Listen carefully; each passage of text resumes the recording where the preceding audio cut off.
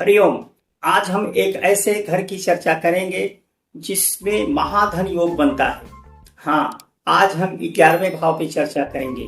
11वां भाव, जहां पर दसम भाव का स्वामी यदि 11वें भाव में बैठ जाए तो वो महाधन योग बनाता है। 11वां भाव धन भाव से यदि संबंध बना ले तो वो महाधन योग बनता है। आज इसी भाव की चर्चा करेंगे विस्तार से। 11वां भाव इच्छा पूर्ति की भाव है। हर व्यक्ति की कुछ न कुछ इच्छाएं होती है, वे 11वें भाव से देखा जाता है। 11वें भाव से हम मित्र को देखते हैं, 11वें भाव से हम रिश्तेदारों को देखते हैं, 11वें भाव से आभूषण को देखा जाता है, 11वें भाव से व्यापार में लाभ को देखा जाता है। हमारे जीवन में कितना गेन हो रहा है 11वें भाव से देखते हैं। सभी प्रकार के लाभ, लाभ एक महत्वपूर्ण विषय है। सभी प्रकार के लाभ 11वें भाव से देखा जाता है। 11वां भाव एक ऐसा विचित्र भाव है जिसमें शुभ और अशुभ ग्रह सभी अच्छे फल देते हैं। महर्षि पराशर इसकी भूरि भूरि प्रशंसा किए, लेकिन एक शर्त और है। इसीलिए इसे विचित्र भाव इसलिए कहा जाता है क्योंकि 11वें भाव को वैदिक ज्योतिष में अशुभ स्थान माना है। क्यों अशुभ स्थान माना है? क्योंकि यह छठे से छठा है। छठे से छठा होने के कारण यह रोग का भी भाव है और 12वें से 12वां है, इसलिए इसे अशुभ स्थान कहा जाता है। इस भाव में बैठे सभी ग्रह अच्छे फल देते हैं। इसको समझने के लिए हम आज विस्तार से चर्चा करेंगे। 11वां भाव सभी प्रकार की इच्छाओं को बताता है। 11वें भाव का संबंध जिन जिन भाव से होता है उस प्रकार के इच्छाएं व्यक्ति के जीवन में उत्पन्न होता है, प्रकट होता है। जैसे हम सभी जानते हैं, 11वें भाव श्री के.एन. राव साहब के अनुसार 11वें भाव में बैठे शुभ ग्रह यदि वह पीड़ित न हो, सूर्य से अस्त न हो और किसी प्रकार से पीड़ित न हो, तो ऐसे व्यक्ति राज सम्मान प्राप्त करते हैं। जिसके कुंडली में ये बहुत अच्छा योग बना लेता है 11वां भाव, उसे राजकीय सम्मान, केंद्रीय सम्मान या उसे पद्म भूषण, विभूषण तथा नोबेल पुरस्कार जैसे पुरस्कार भी मिलते हैं। यह बड़ी इच्छाओं का भाव है। कुंडली में 3, तीसरा भाव, 7वां भाव और 11वां भाव, ये हमारे इसको काम त्रिकोण बोलते हैं। तीसरे भाव से हम छोटी इच्छाओं की चर्चा करते हैं। छोटी इच्छाएं जो बचपन में व्यक्ति जिद की तरह इच्छाएं होती है, किसी प्रकार की जिद हो जाए, जैसे बच्चों का जिद है कि हमें ये चीज चाहिए, वो तीसरे भाव से देखते हैं। 7वें भाव की जो इच्छा होती है वो शारीरिक सुख, शारीरिक इच्छा होती है, शारीरिक सुख की इच्छा होती है। जैसे किसी पत्नी की इच्छा हो जाए, किसी लड़की की इच्छा हो जाए, वो हम 11वें भाव से, वो हम 7वें भाव से देखते हैं। लेकिन 11वें भाव से जो इच्छाएं होती हैं वह छोटी इच्छाएं नहीं होती हैं, वो बहुत बड़ी इच्छा होती है। क्योंकि 11वें भाव से व्यक्ति सम्मान को देखता है, उसे समाज में अच्छा सम्मान मिले, पद प्रतिष्ठा मिले, ये हम 11वें भाव से देखते हैं। 11वें भाव की जो इच्छा होती है वो बड़ी इच्छा होती है। अब हम चर्चा करते हैं कि इच्छा की भाव और इच्छा पूर्ति के भाव में क्या अंतर है। देखिए, 11वां भाव जो है वह हमारा इच्छा पूर्ति का भाव है और 11वें भाव के जो स्वामी हैं वे इच्छा हैं। 11वें भाव का लॉर्ड जहां बैठते हैं उस भाव से संबंधित व्यक्ति के जीवन में इच्छाएं प्रकट होता है। लेकिन किसी भाव का स्वामी 11वें भाव में बैठ जाए तो वो इच्छा पूर्ति होता है। जैसे यदि चतुर्थ भाव का स्वामी 11वें भाव में बैठ जाए तो व्यक्ति को प्रॉपर्टी के सुख यानी प्रॉपर्टी की इच्छाएं पूर्ति होती हैं, उसे गाड़ी आदि की इच्छाएं उसकी पूर्ति होती है। लेकिन यदि 11वें का लॉर्ड यदि चौथे भाव में बैठ जाए तो इसका मतलब यह है उस व्यक्ति के जीवन में प्रॉपर्टी की इच्छा होगी। सप्तम में बैठ जाए तो उस व्यक्ति को व्यापार की इच्छा होगी। लेकिन यदि सप्तम भाव का स्वामी 11वें में बैठ जाए तो व्यक्ति को बहुपत्नी मतलब अधिक स्त्रियों से उसके संबंध की इच्छा पूर्ति होगी। इसीलिए शुक्र को 11वें भाव में अच्छा नहीं माना गया है। प्राचीन ज्योतिषी लोग इसे अच्छा नहीं मानते थे। उनका कहना था कि जिस जातक के कुंडली के 11वें भाव में शुक्र बैठा हो ऐसे व्यक्ति को अपनी लड़कियां नहीं देना चाहिए, क्योंकि वह बहु स्त्री प्रेमी होता है। तो आज हम इसी पर चर्चा करते हैं। 11वां भाव, 11वां भाव जो होता है वह छठे से छठा होने के कारण उसे महर्षि पराशर ने उस स्थान को उसके जो स्वामी को अच्छा नहीं माना। उन्होंने लिखा है त्रिलाभ रिपु मृत्यु नाम पतये दुखदायक। त्रि तीसरा भाव से सबसे कम जो है पापी ग्रह है, सबसे कम स्थान जो अशुभ स्थान है वो तीसरा है। उसके बाद तीसरे से 11वां, तीसरे से अधिक अशुभ स्थान कहा गया, उसके स्वामी अशुभ है। और तीसरे से छठा उससे ज्यादा त्रिलाभ रिपु, रिपु माने छठे भाव, छठे भाव माने तीसरा से 11वां, तीसरे से 11वां अधिक खराब स्थान है, 11वें से खराब स्थान छठा है और छठवें से सबसे ज्यादा जो खराब है उसको अष्टम भाव माना है। त्रिलाभ रिपु मृत्यु नाम पतये दुखदायक, ये दुख देने वाले होते हैं। 3, 11, 6, 8 भाव क्रम से दुखदायक है। इच्छा और इच्छा पूर्ति में अंतर है। 11वें भाव के लाड मेरी इच्छाएं हैं और 11वें भाव में बैठे ग्रह मेरी इच्छा पूर्ति करते हैं। तो इच्छा और इच्छा पूर्ति में अंतर है। अब हम चर्चा करते हैं क्रम से। दूसरे भाव के स्वामी यदि 11वें भाव में बैठ जाए तो व्यक्ति को बहुत आर्थिक लाभ होता है, उसके जीवन में धन की वृद्धि होता है, परिवार का लाभ होता है, क्योंकि दूसरे भाव से हम परिवार की भी विचार करते हैं। ऐसे लोग अपने परिवार के साथ मिलकर के किसी प्रकार का व्यापार करेंगे, उनको जीवन में गेन होता है। तीसरा भाव कम्युनिकेशन का है। ऐसे व्यक्ति अपने को-ब्रदर्स, अपने भाइयों के साथ मिल करके, छोटे भाइयों के साथ मिल करके या कम्युनिकेशन से संबंधित कोई काम करते हैं। ऐसे लोग गायन, वादन, नृत्य, साहित्य, लेखन आदि में बहुत प्रवीण होते हैं और उससे उस क्षेत्र से उनको लाभ होता है। ऐसे लोग संगीत में अपने नेम फेम प्रसिद्ध होते हैं।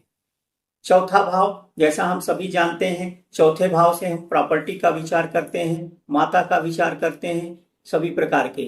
तो यहाँ पर चौथे भाव से जब संबंध बना लेगा तो चौथे भाव का जो कारक तत्व है उसकी कारक तत्व जो है उसका लाभ करेगा। जैसे चौथे भाव का संबंध यदि 11वें भाव से हो जाए तो व्यक्ति को गाड़ी का सुख, अच्छे घर का सुख और विभिन्न प्रकार के प्रॉपर्टी, उनका एक से अधिक घर होता है यदि चौथे का संबंध, चौथे का स्वामी यदि 11वें भाव में बैठ जाए।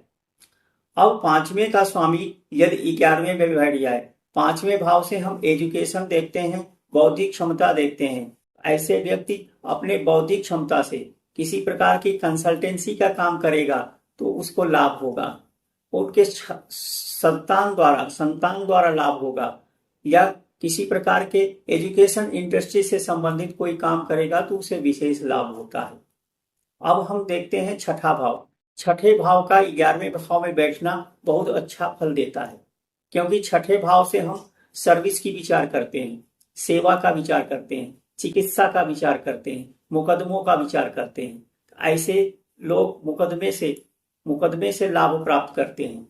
ऐसे व्यक्ति अच्छे वकील बनते हैं, ऐसे व्यक्ति अच्छे सर्जन बनते हैं, क्योंकि छठा भाव से हम चिकित्सक का विचार करते हैं। ऐसे व्यक्ति चिकित्सा के क्षेत्र में सफल होते हैं। ऐसे व्यक्ति, छठा भाव सर्विस को बताता है, ऐसे व्यक्ति सर्विस प्रोवाइडर होते हैं। किसी प्रकार की सर्विस से संबंधित काम करेंगे तो उन्हें विशेष लाभ होगा, क्योंकि छठे भाव से हम सर्विस का विचार करते हैं। जैसे सर्विस हो गया, जोमेटो हो गया, स्विगी हो गया, एमेजोन हो गया, ये क्या करते हैं, ये बनी हुई प्रोडक्ट को दूसरों के यहाँ पहुंचाते हैं, तो सर्विस प्रोवाइडर हो गए। तो इस प्रकार के काम करने से इन्हें विशेष लाभ मिलता है। अब हम सातवें भाव की चर्चा करते हैं। सेवंथ हाउस से हम पत्नी का विचार करते हैं। तो सातवें भाव का स्वामी यदि 11वें भाव से संबंध बना ले तो ऐसे व्यक्ति को सातवें से हम पत्नी का विचार करते हैं, पार्टनर्स का विचार करते हैं। पत्नी ही नहीं, सप्तम भाव से पार्टनर्स का भी विचार किया जाता है। जिसे हम व्यापार में किसी के साथ साझेदारी में काम करते हैं, उसे भी सातवें भाव से देखा जाता है।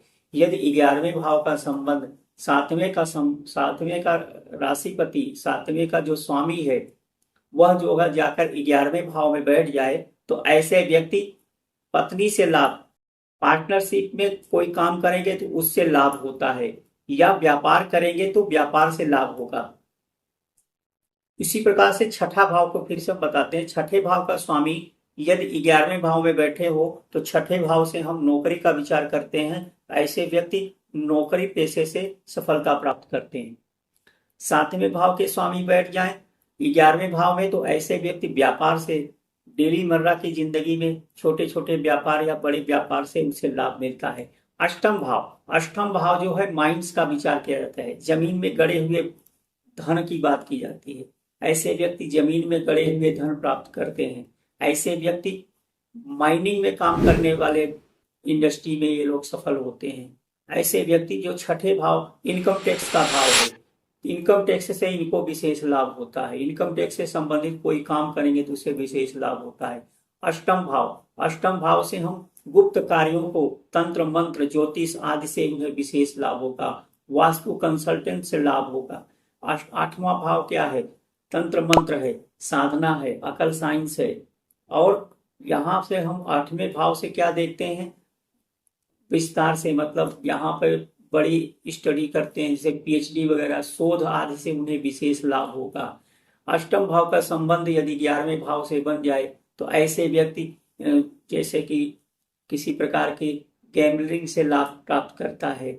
ऐसे व्यक्ति जैसे कि किसी प्रकार का जो है ऐसे काम करें जिससे कि जो अंधेरे में किया जाने वाला काम है, ऐसे कार्यों से इन्हें विशेष लाभ मिलता है।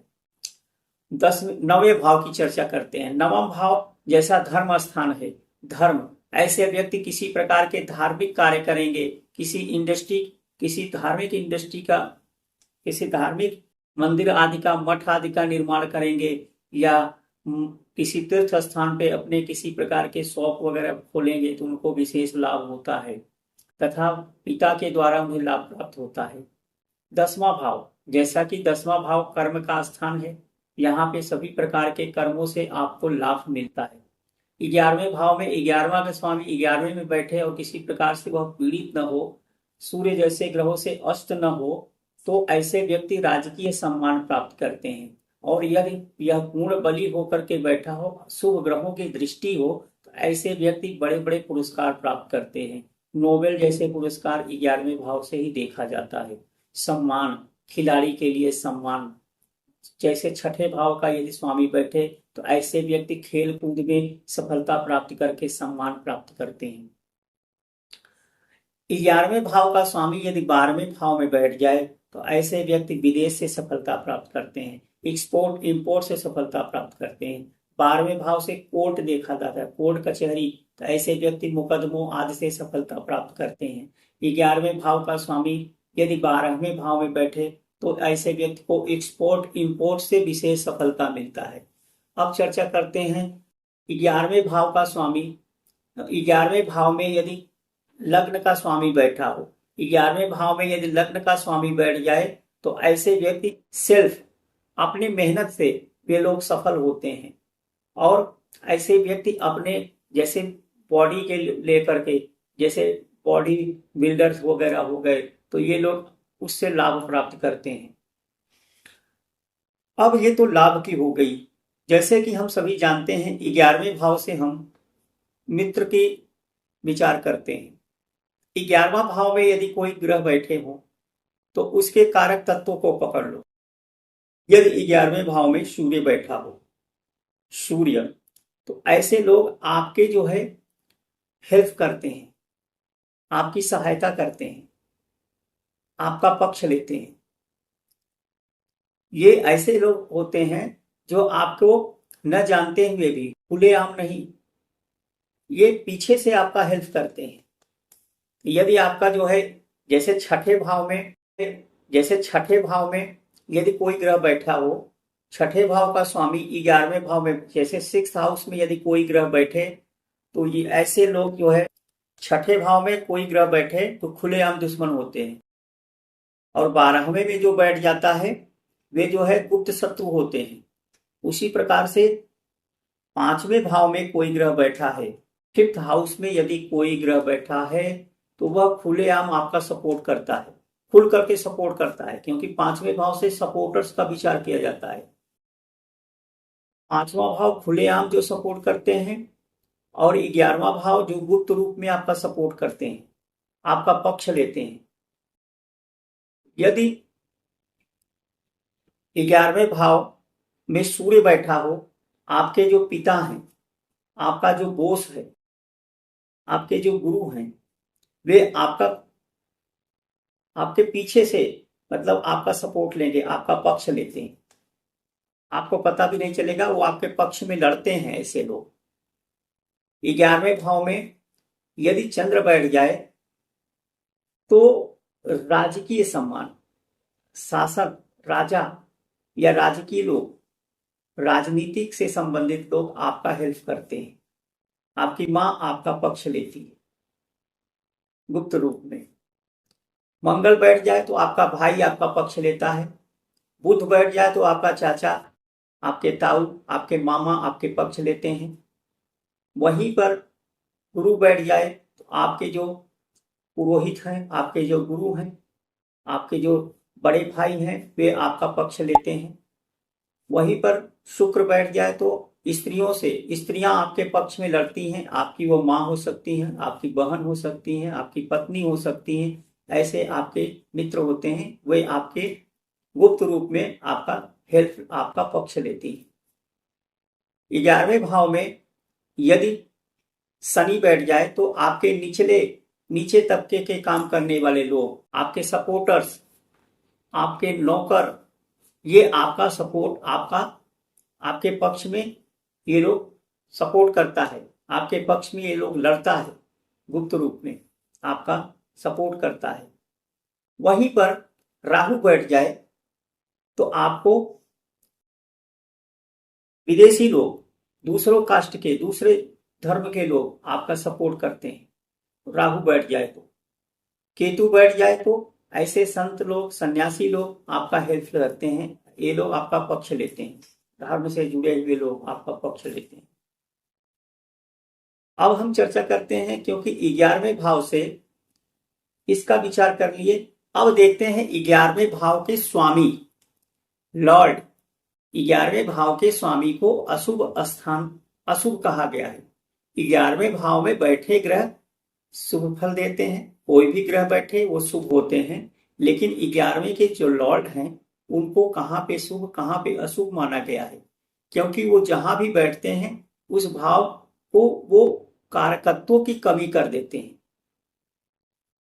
जैसे यदि वो चौथे भाव में 11वें भाव के स्वामी बैठेंगे तो उनकी इच्छाएं चौथे भाव से जुड़ी चीजों को तो दे देगा, चौथे भाव से जुड़ी चीजों को तो देगा, जैसे चौथे भाव से जुड़ा है, प्रॉपर्टी दे देगा, गाड़ी मोटर दे देगा, अच्छे घर दे देगा, लेकिन उसके जो कारक है माता के स्वास्थ्य को खराब कर देगा। तो क्योंकि जैसे हम सभी जानते हैं 11वें भाव उपचयी भाव में भी आता है और त्रिसठाय भाव में भी आता है। 3,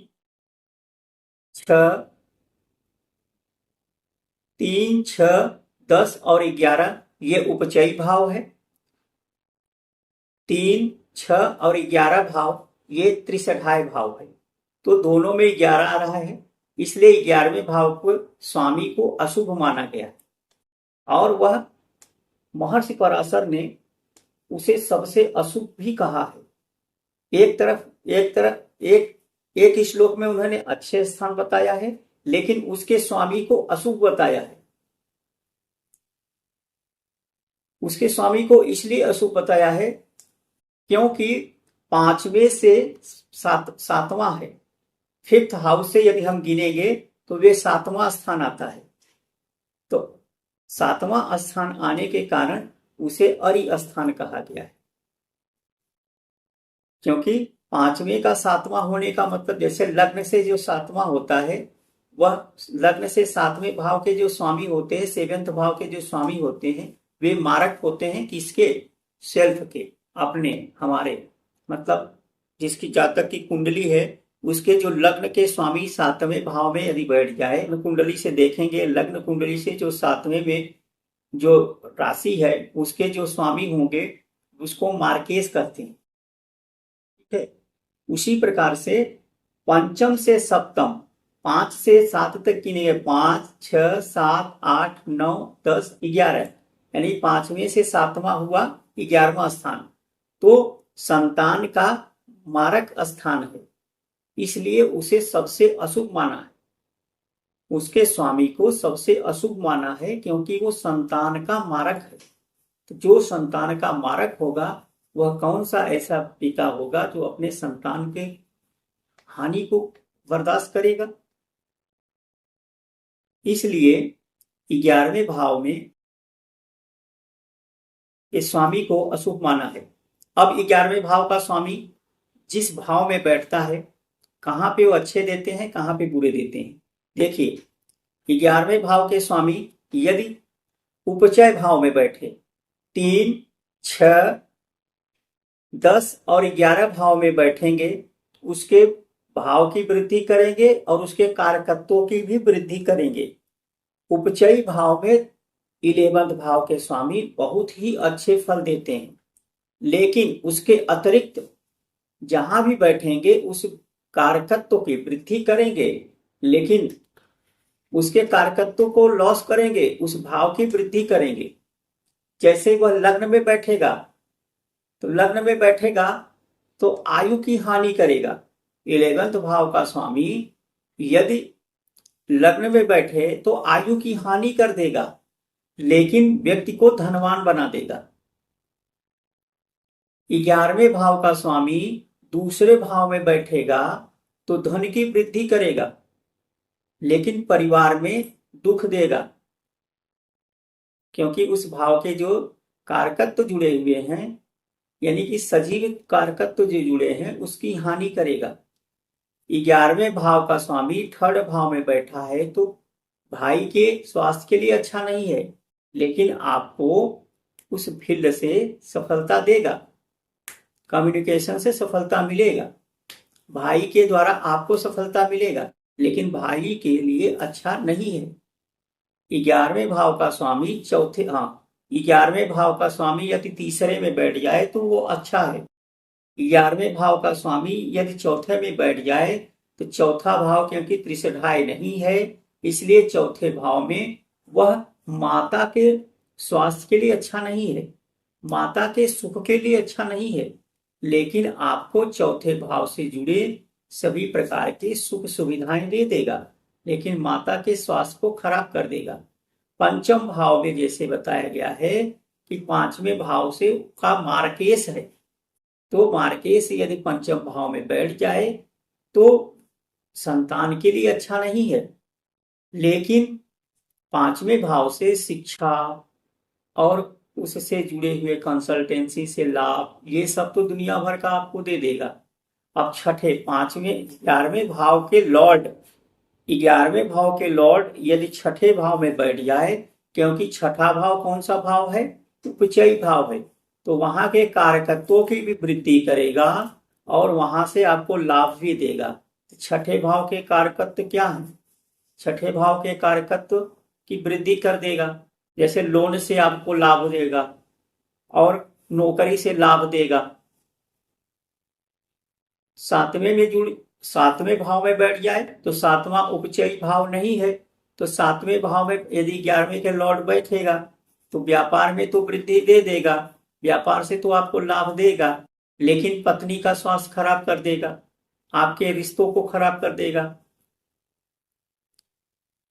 7वें भाव के स्वामी यदि अष्टम भाव में बैठे तो आयु की हानि करेगा, क्योंकि 8वें भाव से हम लॉन्गेविटी की विचार करते हैं, लॉन्गेविटी की चर्चा करते हैं। 11वें भाव के जो लॉर्ड है 8वें में बैठ जाए तो वहां से तो आपको लाभ मिलेगा, इनकम टैक्स से लाभ होगा, गुप्त कार्यों से लाभ होगा, माइनिंग के कार्यों से लाभ होता, पैतृक संपत्तियां प्राप्त होगी। लेकिन कब प्राप्त होगी? जब आपके जो है कुछ किसी अपनों को खोओगे, किसी अपने व्यक्ति को खोओगे तभी आपको लाभ होगा। इसीलिए विपरीत राजयोग जो है छठे अष्टम भाव से बनता है। यहां पर किसी को खो करके आपको उसका सुख मिलेगा तो आपके लिए अच्छा है, लेकिन आप उससे जुड़े कार्यकर्तों का लॉस कर रहा है। 9वें भाव में बैठेगा, पिता के स्वास्थ्य को खराब करेगा, लेकिन पिता से आपको लाभ होगा, धर्म से आपको लाभ होगा। 10वें भाव में बैठेगा तो कार्य क्षेत्र से लाभ होगा, लेकिन 10वें भाव से जुड़े कार्यकर्ताओं को वहां के जो कारक स्थान है उसको नुकसान करेगा। 10वें भाव से भी पिता का विचार किया जाता है, पिता का लॉस करेगा, पिता के स्वास्थ्य के लिए अच्छा नहीं होगा। 11वें भाव का स्वामी 11वें भाव में बैठे तो बड़े भाई के लिए अच्छा नहीं है। वहीं पर 11वें भाव का स्वामी 12वें भाव में बैठे तो 12वें भाव क्या है? 12वां भाव व्यक्ति की इच्छा पूर्ति, 12वां भाव व्यक्ति के बंधन भाव है और मुक्ति की भाव है। लेकिन जब 11वें भाव के स्वामी 12वें में बैठेगा तो ऐसे व्यक्ति को मुक्ति नहीं मिल पाता। क्यों नहीं मिल पाता? क्योंकि जब 11वें के लॉर्ड वहां बैठ जाएगा तो मुक्ति नहीं मिलेगा, वो तो फिर जो है फिजिकल लाइफ में जीने लगेगा, मुक्ति से उसका मतलब ही नहीं रह जाएगा। वह जो है मटेरियल्स गेम के पीछे भागेगा, भौतिक सुखों के पीछे भागेगा। क्योंकि आध्यात्मिक सुख कहाँ से देखते हैं, आध्यात्मिक लाभ कहाँ से देखते हैं? 12वें भाव से देखते हैं। लेकिन वहां 11वां जब पहुंच जाएगा तो वहां तो धूमधाम रंग बिरंगा जीवन कर देगा, तो व्यक्ति आध्यात्मिक छोड़ करके वो जो है फिजिकल जीवन में जीने लगेगा। इसलिए जो है 11वें भाव का संबंध इन सभी भाव से होता है, इस प्रकार से वे अपने परिणाम को देता है। उपचयी भाव में 11वें भाव के स्वामी अच्छे फल देते हैं सभी प्रकार से, और 11वें भाव का स्वामी उपचयी भाव छोड़कर अन्य भाव में उसके कारकत्वों की हानि करेगा, प्लस वहां से आपको लाभ मिलेगा। इन्हीं के शब्दों के साथ 11वें भाव का यह सेशन समाप्त करते हैं। हरिओम।